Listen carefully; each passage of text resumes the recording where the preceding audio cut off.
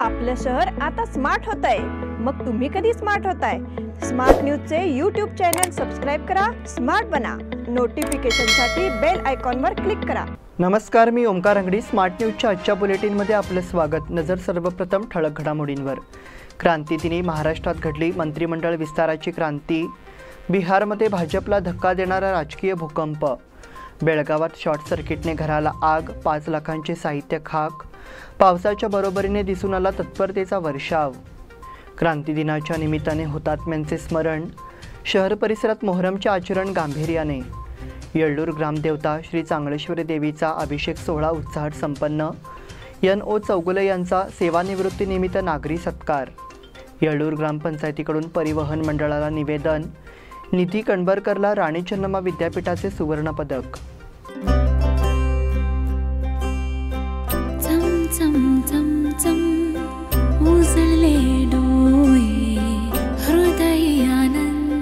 BS Channabasappa and Sons, the Textile Mall, grand opening on 26th June at Tilakwadi, Belagavi.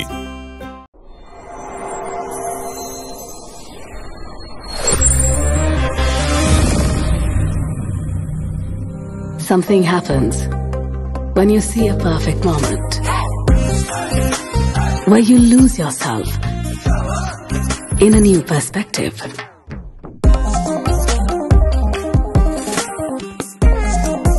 A strange energy runs through your mind the moment you see those shining eyes.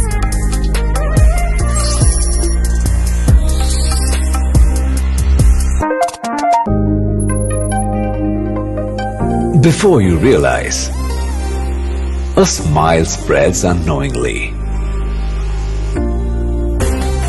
The heart beats rapidly. Finding the right moment is like finding the right partner. One click and it's yours. The all-new Z62. आणि आता पाहूयात सविस्तर बातम्या। अखेर मुख्यमंत्री एकनाथ शिंदे आणि उपमुख्यमंत्री देवेंद्र फडणवीस यांच्या नेतृत्वातील शिंदे फडणवीस सरकारमध्ये कोणाला संधी मिळाली हे स्पष्ट झालं आहे। शिंदे गटातून 9 जण आणि भाजपातून 9 जण असे एकूण 18 मंत्री या मंत्रिमंडळ विस्तारात शपथ घेतली आहे। भाजपाकडून भाजपा प्रदेशाध्यक्ष चंद्रकांत पाटलांसह अनेक ज्येष्ठ नेत्यांना संधी मिळाली आहे।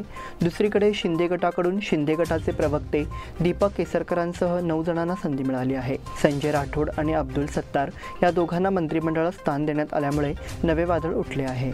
मागील अनेक दिवसांपासून शिंदे फडणवीस सरकारचा मंत्रिमंडळ विस्तार कधी होणार याची चर्चा रंगली होती। विरोधी पक्षनेते अजित पवारांसह महाविकास आघाडीच्या अनेक नेत्यांनी रखडलेल्या मंत्रिमंडळ विस्तारावरून एकनाथ शिंदे आणि देवेंद्र फडणवीसांवर सडकून टीका केली होती। दिल्लीतून मान्यता मिळाल्याशिवाय मंत्रिमंडळ विस्तार होणार नाही, त्यामुळेच दोघांच्याही दिल्ली वाऱ्या सुरू असल्याचा खोटक टोलाही लगावण्यात आला होता। मात्र अखेर आज क्रांतीदिनी मंत्रिमंडळ विस्तार झाला। मंत्रिमंडळात कुणाला संधी मिळणार हे स्पष्ट झालं असलं तरी यातील कुणाला कॅबिनेट मंत्रिपद मिळतं आणि कोण राज्यमंत्री म्हणून शपथ घेतं हे पाहणंही महत्त्वाचं ठरणार आहे। बिहारमध्ये भाजपला धक्का देणारा राजकीय भूकंप। बिहार सरकारमध्ये सत्ताधारी भारतीय जनता पार्टी आणि जनता दल संयुक्त यांच्यातील युती संपुष्टात आली आहे।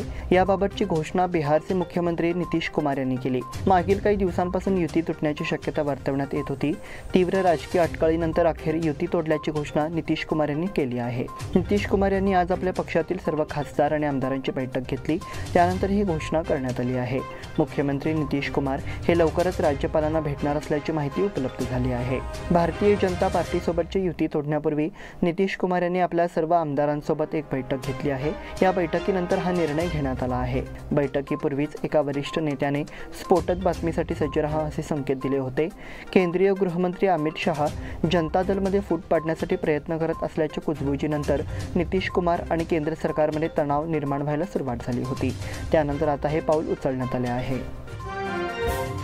बेळगावात शॉर्ट सर्किटने घराला आग, 5 लाखांचे साहित्य खाक। शॉर्ट सर्किटने घराला लागलेल्या आगीत सुमारे 5 लाख रुपये किमती संसारोपयोगी साहित्य जळून खाक झाले। ही घटना गोवा वेस्ट जवळील गोकुळनगर पहिला क्रॉस येथे सोमवारी सायंकाळी घडली। गोकुळनगर पहिला क्रॉस येथील प्रशांत घाटके हे कुटुंबासमवेत कामानिमित्त बाहेर गेले असता त्यांच्या घराला शॉर्ट सर्किटने आग लागली। सोमवारी सायंकाळी 7च्या सुमारास घडलेल्या या घटनेनंतर त्यांच्या घरातून धूर येऊ लागल्याचे पाहून शेजाऱ्यांनी घाटके यांना याची माहिती दिली। त्यांनी तातडीने घरी धाव घेतली। या दरम्यान अग्निशामक दलाला बोलावण्यात आले। अग्निशामक दलाने शर्थीचे प्रयत्न करून आग आटोक्यात आणली, मात्र तोवर घरातील संसारोपयोगी सुमारे 5 लाख रुपये किमतीचे साहित्य जळून खाक झाले होते। सुदैवाने प्राणहानी टळली। टिळकवाडी पोलीस स्थानकात घटनेची नोंद झाली आहे। पावसाच्या बरोबरीने दिसून आला तत्परतेचा वर्षाव। मागील 4 दिवसांपासून शहर आणि तालुका परिसराला अतिवृष्टीने चांगलेच झोडपून काढले आहे। या वर्षावाचा सामना करताना अनेकांची त्रेधा उडाली आहे। मात्र या अस्मानी संकटाच्या वेळी प्रशासनाच्या तत्परतेचा सुखद अनुभव शहरवासियांना आला आहे। पावसामुळे उद्भवलेल्या गंभीर परिस्थितीत जिल्हाधिकारी नितेश पाटील यांनी दाखवलेली तत्परता साऱ्यांसाठी कौतुकाचा विषय बनली आहे। संपूर्ण जिल्ह्यात पूर परिस्थितीचा धोका निर्माण झाला आहे, त्यावर तत्परतेने दक्षता घेऊन मदत उपलब्ध करून देण्याची लगबग प्रशासनाने सुरू केली आहे। त्याचबरोबर शहरात अनेक ठिकाणी झालेल्या पडझडीच्या संदर्भात देखील पाहणी करून त्वरित मदत देण्यासाठी धडपड सुरू झाली आहे। भारतनगर येथील पडलेल्या घराच्या पाहणीसाठी खुद्द जिल्हाधिकारी धावले, तेव्हा इतर अधिकारी वर्गाच्या डोळ्यात चांगलेच अंजन पडले आहे। बेळगाव शहरात अतिवृष्टीमुळे काही घरात पाणी शिरले तर काही घरे कोसळली आहेत। अतिवृष्टीने अडचणीत आलेल्या कुटुंबांसाठी शहरातील मंडोळी रोडवरील कैवल्य योग मंदिर येथे केअर सेंटर सुरू करण्यात आले आहे। सोमवारी रात्री जिल्हाधिकारी नितेश पाटील यांनी केअर सेंटरला भेट देऊन तेथील व्यवस्थेची पाहणी केली। क्रांती दिनाच्या निमित्ताने हुतात्म्यांचे स्मरण। देशाच्या स्वातंत्र्य संग्रामात आपल्या प्राणांचे बलिदान दिलेल्या स्वातंत्र्य योद्ध्यांचे स्मरण क्रांतीदिनी करण्यात आले। दिनांक 9 ऑगस्ट हा दिवस देशभरात क्रांती दिन म्हणून आचरणात येतो। या दिनाच्या निमित्ताने हुतात्मा चौक येथील हुतात्मा स्मारकासमोर अभिवादन करण्यात आले। स्वातंत्र्य सैनिक उत्तराधिकारी संघटना आणि जायंट्स ग्रुप या संस्थांच्या वतीने या कार्यक्रमाचे आयोजन करण्यात आले होते। या प्रसंगी प्रारंभी ध्वजवंदन करण्यात आले, त्यानंतर राष्ट्रगीत सादर करण्यात आले। उपस्थित सदस्यांनी स्वातंत्र्य सैनिकांच्या लढाईचे आणि योगदानाचे स्मरण केले। तसेच ज्येष्ठ स्वातंत्र्य सैनिक हुतात्म्यांच्या प्रतिमांचे पूजन करण्यात आले। यावेळी ज्येष्ठ स्वातंत्र्य सैनिक राजेंद्र कलगडगी, मोहन कारेकर, मदन बामणे आणि इतर मान्यवर उपस्थित होते। शहर परिसरात मोहरमचे आचरण गांभीर्याने। शहर आणि परिसरात मंगळवारी मुस्लिम धर्मबांधवांनी मोहरमचे आचरण गांभीर्याने केले। यामध्ये धर्मबांधवांनी विशेष प्रार्थना करून या दिवसाचे विविध उपक्रम पार पाडले। यामध्ये धर्मबांधवांचा मोठा सहभाग होता। मोहरम हे इस्लामिक दिनदर्शिकेतील पहिल्या महिन्याचे नाव आहे। या दिवशी मोहम्मद पैगंबर यांचे नातू हसन आणि हुसेन हे दोघेही शहीद झाले होते, त्यामुळे या दिवसाचे स्मरण करण्यात येते। मुस्लिम धर्मबांधवांचे हिजरी हे नवीन वर्ष या महिन्यापासून सुरू होत असल्याचे सांगण्यात येते। या निमित्ताने शहरात विविध ठिकाणी मोहरमच्या पंजांची स्थापना करण्यात आली होती। त्यांचे विसर्जन सायंकाळी ताबूतांच्या मिरवणुकीने करण्यात आले। शहरात शिवाजीनगर, दरबार गल्ली यासह विविध ठिकाणी ताबूतांची स्थापना करण्यात आली होती। विसर्जन मिरवणुकीत धर्मबांधवांनी मोठ्या संख्येने भाग घेतला होता। येळ्ळूर ग्रामदेवता श्री चांगलेश्वरी देवीचा अभिषेक सोहळा उत्साहात संपन्न। येळ्ळूर येथील ग्रामदेवता चांगलेश्वरी देवीचा अभिषेक सोहळा मंगळवारी उत्साहात पार पडला। मागील 21 वर्षे हा अभिषेक सोहळा मोठ्या उत्साहाने करण्यात येत आहे। कोरोनामुळे गेली 2 वर्षे साध्या पद्धतीने अभिषेक करण्यात आला होता, मात्र यावर्षी श्री चांगलेश्वरी अभिषेक उत्सव मंडळाच्या वतीने श्री चांगलेश्वरी देवीचा अभिषेक सोहळा मोठ्या भक्तिभावाने आणि उत्साहात संपन्न झाला। त्यामुळे मंदिरात सकाळपासूनच भाविकांची गर्दी दिसून आली। सकाळपासून भजन, कीर्तन आणि विविध धार्मिक कार्यक्रम पार पडले। त्यानंतर देवीचा अभिषेक सोहळा संपन्न झाला। यावेळी श्री चांगलेश्वरी अभिषेक उत्सव मंडळ, श्री चांगलेश्वरी युवक मंडळ, भजनी मंडळ येळ्ळूर तसेच ग्रामस्थ उपस्थित होते। सर्व भक्तांनी प्रसादाचा लाभ घेतला। NO चौगुले यांच्या सेवानिवृत्तीनिमित्त नागरी सत्कार। क्रीडा शिक्षक मुख्याध्यापक म्हणून NO चौगुले यांनी एक वेगळा ठसा उमटविला आहे। शिक्षकी पेशाबरोबरच पत्रकारितेतून त्यांनी आपली भूमिका उत्तमपणे पार पडली आहे, असे गौरवोद्गार चंदगडचे आमदार राजेश पाटील यांनी काढले। मळेकर्णी हायस्कूलचे मुख्याध्यापक यनू चौगुले यांचा सेवानिवृत्तीनिमित्त रविवार दिनांक 7 रोजी नागरी सत्कार करण्यात आला। बाळासाहेब देसाई यांनी प्रास्ताविक केले। शीतल कंगराळकर यांनी परिचय करून दिला। पावशे यांनी चौगुले यांच्या कार्याची माहिती दिली। माजी महापौर सुंटकर, श्रीमती पाटील, माजी आमदार नंदीहळ्ळी, सुजाता पाटील यांनी मनोगत व्यक्त केले। यावेळी यनू चौगुले यांच्यावर बनविण्यात आलेली चित्रफीत दाखवण्यात आली। त्यानंतर सत्कार समितीतर्फे चौगुले यांचा सपत्नीक नागरी सत्कार करण्यात आला। दशरथ सूर्यवंशी यांनी सूत्रसंचालन केले। यलवाई लाळगे यांनी आभार मानले। येळ्ळूर ग्रामपंचायतीकडून परिवहन मंडळाला निवेदन। येळ्ळूर गाव हे तालुक्यातील मोठे गाव म्हणून ओळखले जाते, मात्र येळ्ळूर गावासाठी रात्रीची वस्तीची एकही बस नाही। ज्या बसेस चालू आहेत त्या वेळेवर येत नाहीत। जास्तीत जास्त बस या मिनी बस आहेत, त्यामुळे बसमध्ये प्रचंड गर्दी होते। यामध्ये सुधारणा होऊन नियमित बस सेवा सुरू व्हावी यासाठी ग्रामपंचायतीच्या वतीने परिवहन मंडळाच्या अधिकाऱ्यांना निवेदन देण्यात आले। या निवेदनात म्हटले आहे की येळ्ळूर गावाचा विस्तार मोठा आहे। गावातून अनेक विद्यार्थी शाळा कॉलेजसाठी दररोज ये-जा करत असतात, पण गावात वस्तीची एकही बस सोडली जात नसल्याने सकाळी जाणाऱ्या विद्यार्थ्यांचा खोळंबा होतो। शाळा कॉलेजेसना जाणाऱ्या विद्यार्थ्यांना आणि कामावर जाणाऱ्या लोकांसाठी या बसेस वेळेत असणे सोयीस्कर गरजेचे आहे। त्यामुळे या सर्व बाबींची गांभीर्याने दखल घेऊन परिवहन मंडळाचे अधिकारी केमसिंग केलमानी आणि व्यवस्थापक AY शिरगुप्पीकर यांना निवेदन देण्यात आले।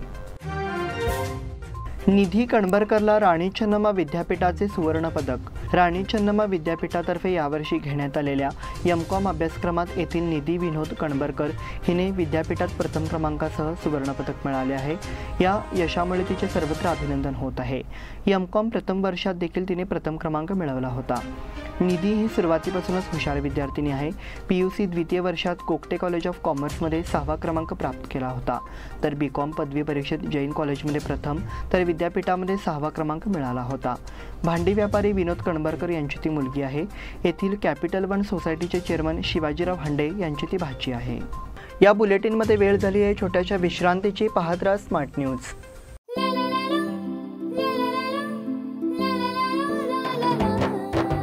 जले दीप अंगना में होगी रोशन दुनिया, पलकों तले छा जाए चांद तारों का साया। रंगोली में खिले रंग खुशियों के भी तराने, तन मन झिलमिल जाए हर पल होंगे सुहाने।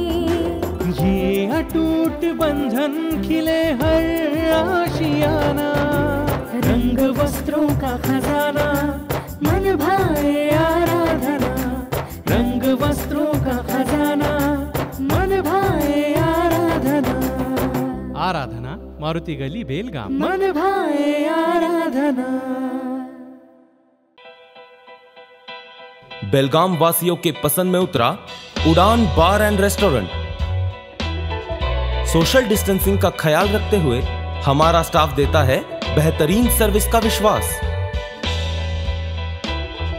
यहां है पार्टी और फंक्शन के लिए 3 आलीशान हॉल, कारपोरेट डिनर मीटिंग के लिए 3 अलग कक्ष, IPL मैच देखने के लिए 3 बड़े स्क्रीन की विशेष सुविधा।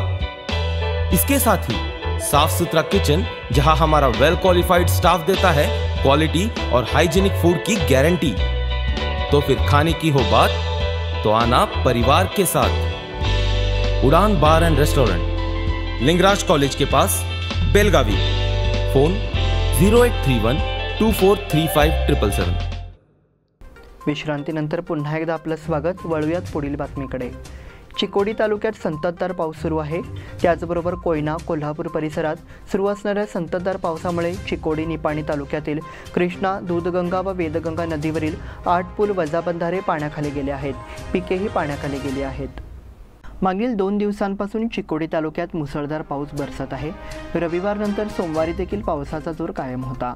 पावसाच्या जोरदार सरी हजेरी लावत असल्याने परिणामी नदीतील पाणी पातळीत वाढ झाली आहे। चिकोडी तालुक्यातील एडूर, कल्लोळ, मलिकवाड, दत्तवाड व निपाणी तालुक्यातील कारतगा, भोज, भोजवाडी, कुन्नूर, सिद्धनाळ, भित्रशी, ममदापूर, हुनरगी, कुसूर, बारवाड हे आजही पूल वजाबंधारे पाण्याखाली गेले आहेत। पुन्हा यांना पूरसदृश स्थिती निर्माण झाली आहे।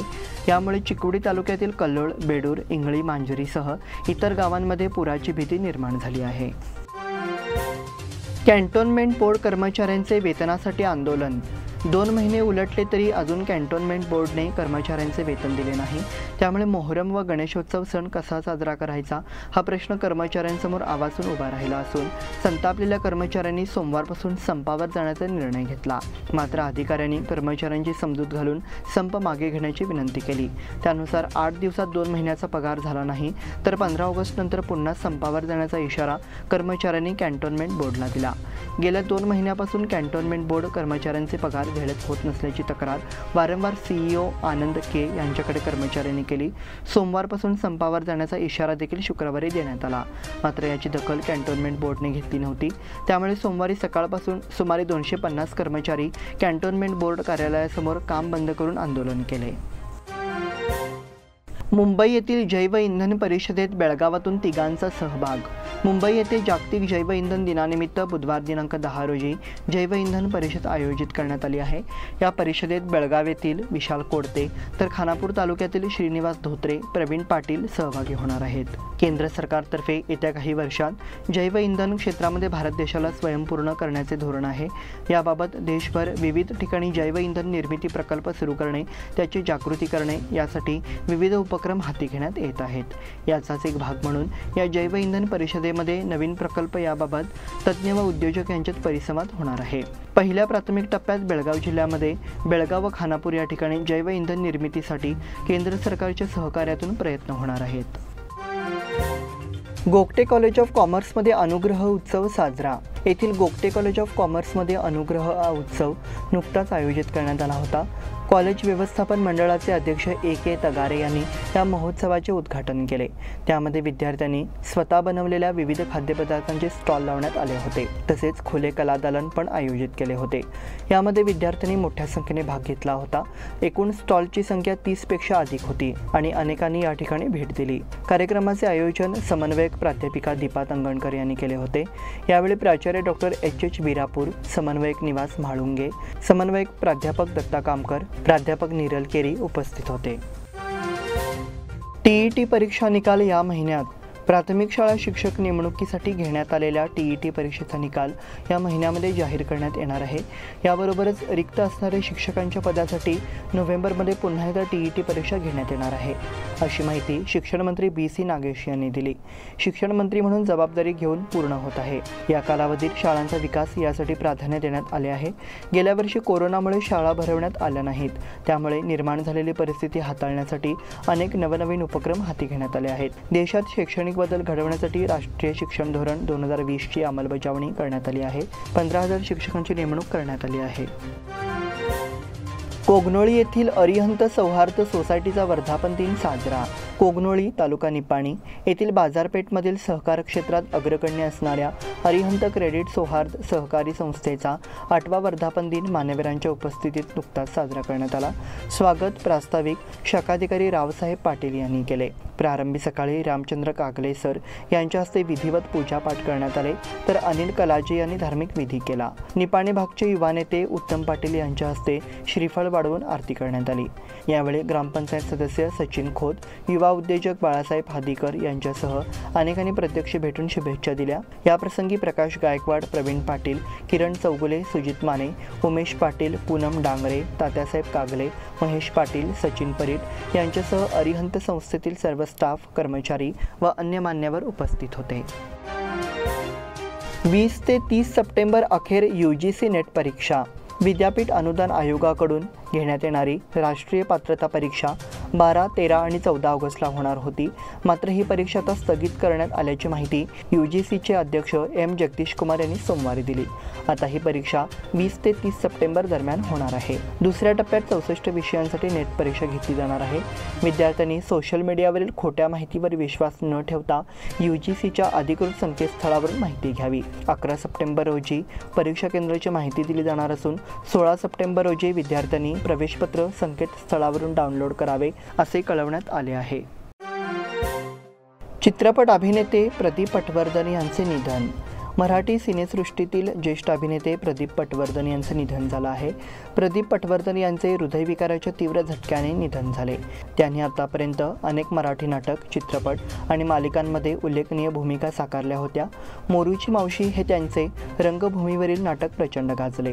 या नाटकामुळे त्यांना मनोरंजन सृष्टीमध्ये एक वेगळीच ओळख मिळाली होती. याशिवाय त्यांनी अनेक मालिका आणि चित्रपटातही फार उत्तम भूमिका साकारल्या होत्या. त्यासोबतच अनेक दर्जेदार नाटकातही त्यांनी काम केलं आहे. राष्ट्रकुल क्रीडा स्पर्धेची शानदार सांगता, 61 पदकांसह भारत 4थ्या स्थानी. गेल्या 11 दिवसांपासून इंग्लंडमधील बर्मिंगहॅम शहरात अलेक्झांडर स्टेडियमवर 22वी राष्ट्रकुल क्रीडा स्पर्धा खेळवली जात होती. 28 जुलैला सुरू झालेल्या या स्पर्धेची आज 8 ऑगस्ट रोजी सांगता झाली. यावर्षीच्या राष्ट्रकुल स्पर्धेत भारताने एकूण 61 पदके जिंकून पदक तालिकेत 4थे स्थान मिळवले. यामध्ये 22 सुवर्ण, 16 रौप्य आणि 23 कांस्य पदकांचा समावेश आहे. बेळगावात 13 रोजी डे नाईट फुटबॉल स्पर्धा. मानदेशनगर येथील लव्हडेल स्कूलच्या मैदानावर स्वातंत्र्याच्या अमृत महोत्सवी वर्षानिमित्त दिनांक 13 ते 15 ऑगस्ट दरम्यान राजू सेठ आयोजित अखिल भारतीय स्तरावरील दिवस रात्र फुटबॉल स्पर्धेचे आयोजन करण्यात आले आहे. स्पर्धेतील विजेत्या संघाला 51,000 रुपये तर उपविजेत्या संघाला 25,000 रुपये देऊन सन्मानित करण्यात येणार आहे. इच्छुक संघाने 11 ऑगस्टपर्यंत नावनोंदणी करावी असे आवाहन राजू सेठ यांनी केले आहे. इंडियन कराटेच्या सचिवपदी मधू पाटील. बेंगळूर येथे नुकत्याच झालेल्या बैठकीत इंडियन कराटे संस्थेच्या मधू पाटील सचिवपदी बेळगावचे वरिष्ठ कराटे प्रशिक्षण मास्टर मधू पाटील यांची निवड करण्यात आली. यावेळी सचिवपदी अशोक पी श्रीनिवासन यांची तर पारस यांची सदस्य म्हणून निवड झाली. सदर निवड ही चेन्नईचे ग्रँडमास्टर BM नरसिंहमन यांनी केली आहे. बुद्धिबळ स्पर्धा 13 ते 15 ऑगस्ट रोजी. बेळगाव जिल्हा बुद्धिबळ संघटनेच्या मान्यतेने चेकमेट स्कूल ऑफ चेस आणि संतमीरा इंग्लिश माध्यम स्कूल अनगोळ यांच्या संयुक्त विद्यमानाने दिनांक 13 ते 15 ऑगस्ट रोजी संतमीरा इंग्रजी माध्यम स्कूल अनगोळ येथे 17 वर्षाखालील आणि खुली स्पर्धा आयोजित करण्यात आली आहे. ही स्पर्धा 17 वर्षाखालील आणि 13 वर्षाखालील मुलांसाठी व खुली अशा 3 विविध गटात स्पर्धा होणार आहे. या स्पर्धेतील सर्व गटातील विजेत्यांना 71,000 रुपये आणि 54 आकर्षक चषक ठेवण्यात आले आहेत. 17 वर्षाखालील पहिल्या 20 क्रमांक बुद्धिबळपटूंना रोख बक्षीस दिले जातील. याबरोबरच स्मार्ट न्यूजचे आजचे बुलेटिन इथेच संपले. धन्यवाद.